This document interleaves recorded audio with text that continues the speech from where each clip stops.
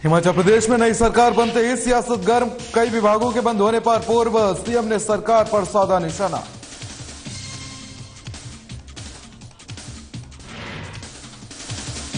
शिमला में बीजेपी पर बरसे कांग्रेस विधायक का हार के सदमे में बीजेपी सरकार द्वारा किए गए वादों को जल्द पूरा करने की कही बात।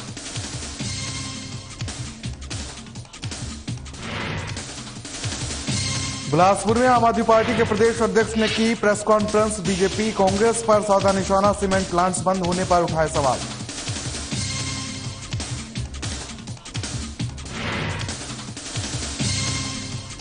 धर्मशाला में 30,500 हेक्टेयर हुई गेहूं की बिजाई। 5 जिलों में रखा गया गेहूं उत्पादन का लक्ष्य। मंडी में 115 मीट्रिक टन उत्पादन होने की संभावना। और शिमला में उमड़ी पर्यटकों की भारी भीड़। क्रिसमस और नए साल को लेकर लोगों में उत्साह। नए साल की तैयारियों में जुटा प्रशासन।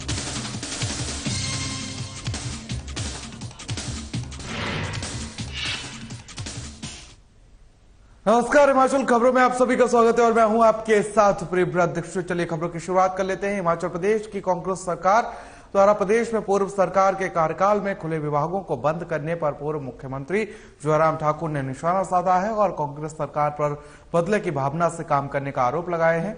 उन्होंने कहा कि मंत्रिमंडल नहीं बनाने वाली अधूरी सरकार जनता से चुनाव में किए वादों को पूरा करने की जगह जनहित में खोले संस्थानों को गैर कानूनी और असंवैधानिक तरीके से बंद कर रही है। प्रदेश में इस तरह की तानाशाही सरकार जनता के बीच हंसी का पात्र बन गई है और ये कांग्रेस बंद एक्सप्रेस सरकार बनकर रह गई है। उन्होंने कहा कि हिमाचल में पहली बार किसी सरकार के खिलाफ 15 दिनों से पहले ही विपक्ष सड़क पर उतरने को मजबूर हुआ है। पूर्व सरकार ने कैबिनेट में इन विभागों को खोलने की मंजूरी दी थी और बजट का प्रावधान भी किया था और सभी कार्यालय काम भी कर रहे थे, लेकिन इस सरकार ने तानाशाह के रूप में काम कर सभी विभागों को बंद करने का फरमान जारी कर दिया है और साथ ही जिसे किसी भी सूरत में बर्दाश्त नहीं किया जाएगा। बंद और बंद, डिनोटिफाइड, डिनोटिफाइड, डिनोटिफाइड। एक दौर शुरू हुआ अधिसूचनाओं का। ये इंस्टीट्यूशन डिनोटिफाई कर दिए गए। सरकार बनी, सीमेंट के उद्योग बंद हो गए। सरकार बनी, पटवार सर्कल बंद, हेल्थ सब सेंटर बंद, पीएससी बंद, सीएससी बंद, सिविल हॉस्पिटल बंद।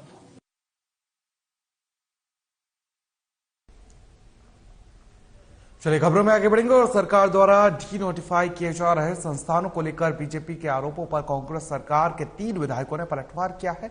हर्षवर्धन चौहान, अनिरुद्ध सिंह और रोहित ठाकुर ने संयुक्त पत्रकार वार्ता कर कहा कि पूर्व की बीजेपी सरकार ने अंतिम 6 महीनों में 900 के करीब संस्थान बिना किसी बजट प्रावधान के संस्थान खोल दिए गए और वित्त विभाग की आपत्ति के बावजूद संस्थानों को खोला गया। हर्षवर्धन ने कहा कि संस्थानों को खोलने के लिए कुछ पैरामीटर होते हैं जिन्हें दरकिनार करके राजनीतिक लाभ लेने के मकसद से गौशाला में भी संस्थान खोल दिए। 75,000 करोड़ का कर्ज पूर्व की सरकार प्रदेश के लोगों पर छोड़कर सत्ता से बाहर गई है। बिजली विभाग HRTC घाटे में है। तनख्वाह देने के पैसे तक नहीं है। प्रदेश की कांग्रेस सरकार व्यवस्था परिवर्तन के लिए सत्ता में आई है और पेपर लीक होने की प्रथा पिछली सरकार से शुरू हुई, लेकिन सुक्खू सरकार ने पेपर लीक माफिया पर शिकंजा कसते हुए परीक्षा होने से पहले ही पेपर लीक करने वालों को पकड़ लिया है। को डिनोटिफाई करने का प्रोसेस है वो कैबिनेट ने बहुत सोच समझ के लिया है, क्योंकि इसमें बड़ा फाइनेंशियल इम्प्लीकेशन बहुत बड़ा था।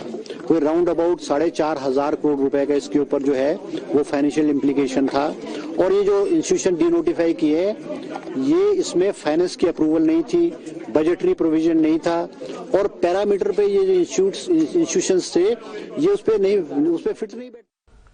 चलिए खबरों में आगे बढ़ेंगे। आम आदमी पार्टी के प्रदेश अध्यक्ष सुरजीत सिंह ठाकुर ने बिलासपुर सर्किट हाउस में प्रेस वार्ता के दौरान प्रदेश के दोनों प्लांट्स को बंद करने के पीछे केंद्र सरकार का हाथ बताया। सुरजीत ठाकुर ने कहा कि हिमाचल प्रदेश में कांग्रेस की सरकार बनते ही अडानी ग्रुप के 2 सीमेंट के प्लांट्स को बंद कर दिया गया है और जिससे साफ होता है कि बीजेपी द्वारा सत्ता हारते ही जनता से प्लांट बंद करवाकर बदले की भावना से बदला लिया जा रहा है। साथ ही सुरजीत ठाकुर ने कहा कि सीमेंट प्लांट्स बंद होने से हजारों लोगों के रोजगार पर असर पड़ेगा और साथ ही उनके आर्थिक हालात खराब हो रहे हैं, मगर प्रदेश की कांग्रेस सरकार चुप्पी साधे बैठी है। सुरजीत ने जल्द ही दोनों सीमेंट प्लांट्स ना खोले जाने पर कार्यकर्ताओं द्वारा ट्रक ऑपरेटर्स और स्थानीय जनता के साथ मिलकर उग्र आंदोलन की चेतावनी भी दी है।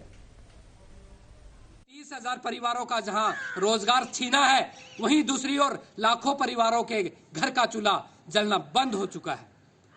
मैं आग्रह करना चाहता हूं एक हिमाचल प्रदेश की सुक्खू सरकार से कि आप ये सारी चीजों को अपने हाथ में लें। ये हल नहीं है कि आप सीमेंट की जो अंबुजा और एसीसी प्लांट जो बंद पड़े हैं उनको बंद करवा के आप तीसरी किसी कंपनी को ठेका देते हैं, जहां से प्रति बैग 20 रुपए हमें महंगा मिलता है। ये 20 रुपए किसकी जेब से जा रहा है?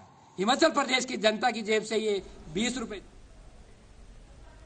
चलिए खबरों में आगे बढ़ेंगे। प्रदेश के 5 जिलों में 43 लाख क्विंटल से अधिक गेहूं उत्पादन का लक्ष्य रखा गया है और इन जिलों में 30,1500 हेक्टेयर भूमि पर गेहूं की बिजाई की गई है और विभाग का कहना है कि बिजाई का कार्य पूरा होने के साथ ही हेक्टेयर एरिया के हिसाब से उत्पादन का लक्ष्य निर्धारित कर दिया जाता है। कांगड़ा, चंबा, मंडी, हमीरपुर और ऊना जिले में कृषि विभाग ने 43,28,000 क्विंटल गेहूं उत्पादन का लक्ष्य रखा है, जिसमें जिला कांगड़ा में सबसे अधिक 172.04 मीट्रिक टन और जिला मंडी में 115 मीट्रिक टन उत्पादन संभावित है। मैं चाहूँगा कि जो कृषि विभाग का ये उत्तरी क्षेत्र का हमारा कार्यालय है, इस कार्यालय के अंतर्गत 5 जिला जैसे चंबा है, कांगड़ा है, ऊना, हमीरपुर और मंडी, ये 5 जिले जो हैं इस उत्तरी क्षेत्र के अंतर्गत आते हैं। और जहाँ तक आपने धान से संबंधित बात की है, तो अभी खरीफ 2022 का जो मैं आंकड़ा आपको उत्तरी क्षेत्र का बताऊंगा, तो उसमें लगभग 77,530 हेक्टेयर में ये धान की खेती की गई और इसकी पैदावार जो रही है वो 16,58,900। चलिए खबरों में आगे बढ़ेंगे। जिला कांगड़ा के बैजनाथ के चोबिन चौक के पास भीषण हादसा हो गया, जिसमें एक युवक की जान चली गई और 4 युवक गंभीर रूप से घायल बताए जा रहे हैं। यह हादसा रात करीब 2 बजे हुआ। बता दें कि एक कार से 5 युवक देर रात नगरोटा से बैजनाथ आए थे और बैजनाथ में मंदिर बंद होने के कारण वापस जाने लगे कि चोबिन चौक के पास उनकी गाड़ी पलट गई, जिससे गाड़ी में सवार 5 व्यक्ति घायल हो गए। हादसे के बाद घायलों को जिला अस्पताल पहुंचाया गया, जहां इनकी हालत गंभीर बनी हुई है। इसको देखते हुए टांडा अस्पताल रेफर कर दिया गया। तो वहीं आपको बताते हैं कि मृतक के शव को पोस्टमार्टम के लिए भेजा गया।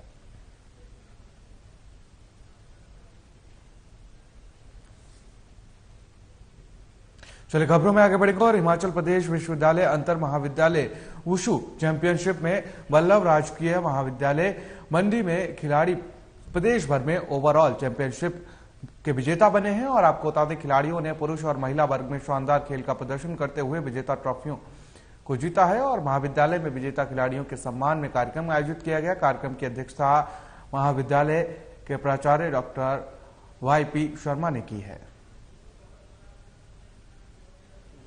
ये एक बहुत बड़े ऑनर की बात है और हम अपने आप को सौभाग्यशाली समझ रहे हैं कि फर्स्ट टाइम जो inter college wushu championship HP university ने इंट्रोड्यूस की, राजकीय वल्लभ महाविद्यालय के बच्चों ने इस क्राउन को अपने नाम किया है।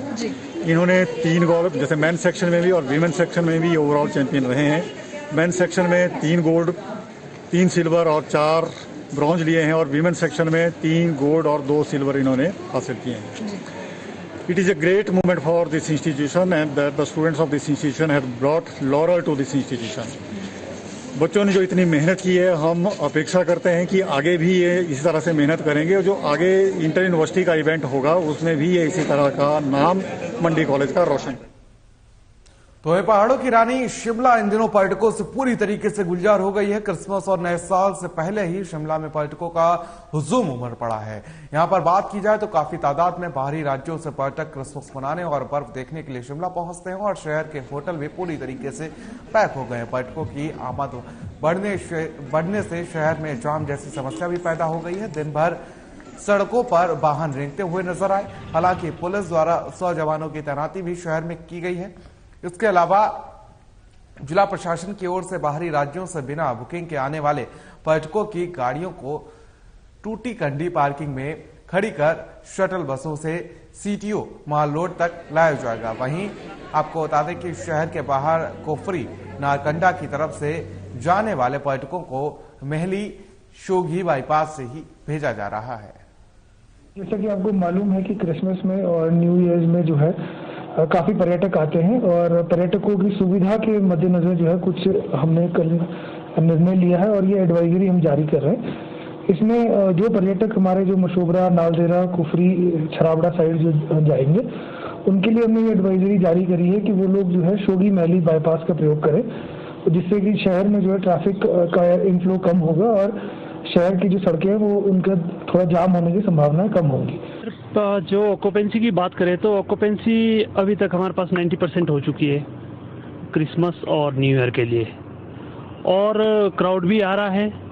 लेकिन थोड़ा सा हमें जिस तरीके से ये कोविड-19 का जो डर थोड़ा सा बैठा हुआ है उसमें के लिए थोड़ा सा एक्स्ट्रा केयरफुल होने की ज़रूरत है, जिसके लिए हमने पूरी तैयारियां कर रखी है। क्रिसमस के लिए भी और 31 के लिए भी हम एक पूरे प्रिकॉशन के साथ जो है हम अपनी तैयारियां कर रहे हैं, और हमारे जो इवेंट है वो अलग अलग आउटलेट्स में अलग अलग तरीके से हो रहे हैं। एंजॉयमेंट तो बहुत अच्छा है, बट वेदर थोड़ा अच्छा एक्सपेक्ट किया था, थोड़ा लगा था कि यहाँ पे रिच पे स्नो होगी और हम यहाँ पे बहुत अच्छा एंजॉयमेंट करेंगे। वैसा नहीं है, तो अच्छा धूप निकला हुआ है तो थोड़ा एंजॉयमेंट की कमी है, बट लोग काफी अच्छे हैं यहाँ पे, अच्छा लग रहा है। अच्छा, सावधानी बरतें, मैं सरकार जो एडवाइजरी दे रही है उसका प्रोसीजर को फॉलो करें, बट एंजॉयमेंट भी साथ में करें। ऐसा नहीं है कि हम एडवाइजरी को बिल्कुल नजरअंदाज करें, उसका ध्यान रखें और एंजॉयमेंट साथ में करें। एज यू ऑल नो कि हम लोग बहुत ही उसमें ह्यूमिड में रहते हैं, मुंबई में बहुत ह्यूमिड नेचर होता है वेदर, लेकिन यहाँ आके हमको बहुत अच्छा फील हो रहा है, कोल्ड है और we are all enjoying. After COVID तो हम लोग काफ़ी स्ट्रेस्ड हो गए थे, तो इसलिए 2 इयर्स के बाद हमारा सारे 15 लोगों का ग्रुप है मुंबई से आए हैं एंजॉय करने, तो वी आर रियली हैप्पी। और सनी है तो इट्स प्लेजेंट है, मतलब ऐसा नहीं है कि बहुत हेक्टिक लग रहा है, बच्चों के लिए बहुत ज़्यादा कोल्ड है कि हम लोगों के लिए कुछ मुश्किल हो रहा है, ऐसा नहीं है। सनी है तो वी आर रियली एंजॉय कर रहे, शॉपिंग किया, जस्ट हैड लंच अभी किया है। देखिए जी, जिस तरह से मौसम चल रहा है उस हिसाब से लोगों के आने की आशंका तो है, और अभी लोग आ भी रहे हैं, लेकिन अभी बिजनेस इतनी अच्छी तरह से नहीं चल रहा है जिस हिसाब से चलता था। 25 के लिए काफ़ी लोग आते थे और मेनली सैटरडे संडे, लेकिन आ रहे हैं, लेकिन दिख नहीं रहेगी कहाँ पर है। अगर स्पेशली रिज की बात की जाए तो यहाँ पर अभी थोड़ा इतना है नहीं है फ्लो, जिस तरह काम का फ्लो होता है। शायद नया वेरिएंट आने जा रहा है। और इस बुलेटिन में फिलहाल के लिए इतना है, मुझे दीजिए इजाजत, नमस्कार।